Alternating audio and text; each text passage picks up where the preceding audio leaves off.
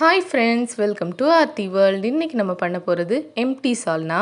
இது எப்படி ஈஸியாக குயிக்காக பண்ணலான்னு நான் உங்களுக்கு இன்றைக்கி காட்ட போகிறேன். அதுக்கு முன்னாடி நம்ம சேனலை இப்போ தான் ஃபஸ்ட் டைம் பார்க்குறீங்கன்னா மறக்காமல் சப்ஸ்கிரைப் பண்ணிக்கோங்க. வாங்க வீடியோக்குள்ளே போகலாம்.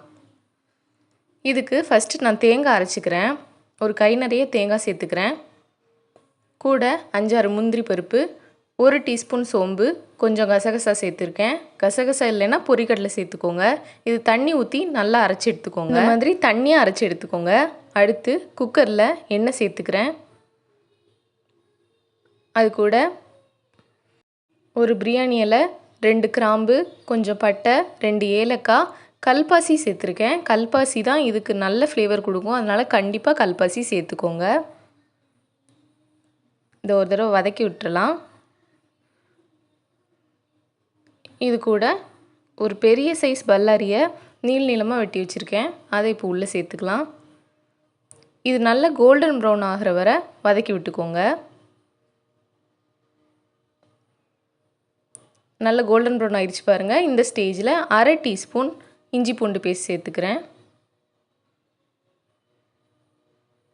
இது பச்சை வாடை போகிற வரை நல்லா வதக்கி விட்டுக்கோங்க. அடுத்து இது கூட ஒரு தக்காளியை நீளமாக வெட்டி வச்சுருக்கேன். அதையும் கூட சேர்த்து வதக்கி விட்டுக்கிறேன். இது கூட கொஞ்சம் மல்லி இலை, கொஞ்சம் புதினாவும் சேர்த்துக்கிறேன். இதையும் நல்லா வதக்கி விட்டுறலாம்.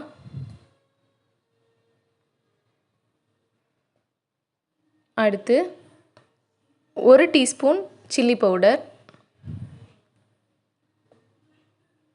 1/4 டீஸ்பூன் கரம் மசாலா, 1 டீஸ்பூன் மல்லித்தூள் சேர்த்துக்கிறேன். கூடவே கொஞ்சம் மஞ்சப்பொடியும் சேர்த்து இதை ஒரு தடவை கலந்து விட்டுக்கலாம். இந்த மசாலாலாம் கொஞ்சம் அடி பிடிக்காமல் இருக்கிறதுக்காக கொஞ்சமாக தண்ணி வேணால் சேர்த்துக்கோங்க. இந்த மசாலாலாம் பச்சை வாடை போகிற வரை நல்லா வதக்கி விட்டுக்கலாம். அடுத்து இது கூட அரைச்சி வச்சுருந்த தேங்காய் பேஸ்ட்டை உள்ளே சேர்த்துக்கிறேன்.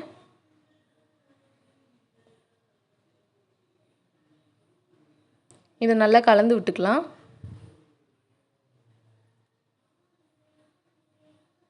இந்த சால்னா 10 நிமிஷத்தில் ரெடி ஆயிரும். ரொம்ப ஈஸியான மெத்தட் இது. அடுத்து இது கூட தேவையான அளவு தண்ணி சேர்த்துக்க போகிறேன். நான் இன்றைக்கி 1.5 கிளாஸ் அளவுக்கு தண்ணி சேர்த்துக்கிறேன்.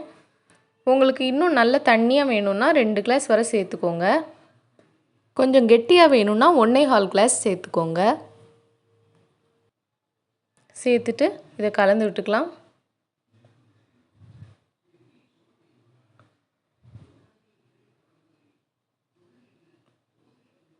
இது நல்ல கொதி வந்ததும் தேவையான அளவுக்கு உப்பு சேர்த்துக்கோங்க. உப்பு சேர்த்துட்டு இதை மூடி வச்சிடலாம். லோ ஃப்ளேமில் 3 விசில் விட்டு எடுத்துக்கோங்க. பாருங்கள், சால்னா ரெடி ஆயிடுச்சு. இதை பரோட்டாவை பிச்சு போட்டு அது மேலே ஊற்றி சாப்பிட்டா சூப்பராக இருக்கும். பரோட்டாக்கு மட்டும் இல்லை, சப்பாத்தி, இட்லி, தோசைன்னு இதுக்கும் சைட் டிஷ்ஷாக வச்சு சாப்பிட்லாம். சூப்பராக இருக்கும். இதை உங்கள் வீட்டில் கண்டிப்பாக ட்ரை பண்ணி பாருங்கள்.